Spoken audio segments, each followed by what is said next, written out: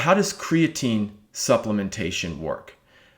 If there is one supplement that I think that can be useful in the high school age group, I think it is creatine. So let's go through that.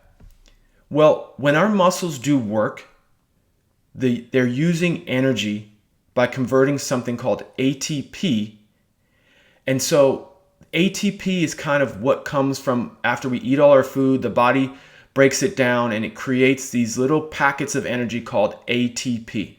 Well, when the body's doing work, it uses that ATP and breaks it down to ADP, and an inorganic phosphate. I know it's getting a little technical, but it'll come back and start to make sense in just a moment. So as a result, the body has all of these ADPs floating around within the muscle that can be converted back to ATP, that packet of energy, and used for the muscle work that we're going to do.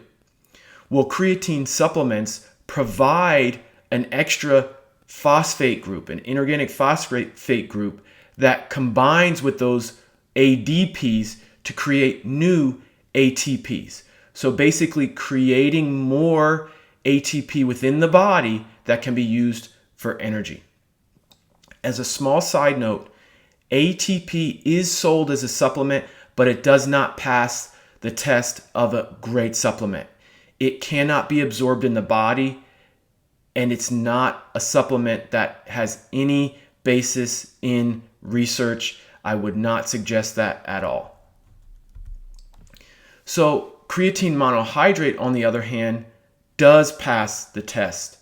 So does it need to be supplemented? Not necessarily need to, but if you take creatine monohydrate, we do see inorganic phosphate levels increase. So taking it causes a directly related increase. So that passes go. Can it be supplemented? Yes. When you take in creatine, your body absorbs it, goes into the bloodstream, gets stored into the muscle. So we know that occurs as well. Is it safe? Yes. I've seen no evidence of any reported safety concerns, at least in the last 20 years, regarding creatine supplementation. Now, I don't know if those studies have been done on younger children, but definitely adults, no safety concerns that I've seen reported. There used to be some concerns about cramping, and I think that has not been founded over time. Does it alter performance? So again, depends on what type of performance you're looking for, but yes, it can improve endurance and it can improve strength.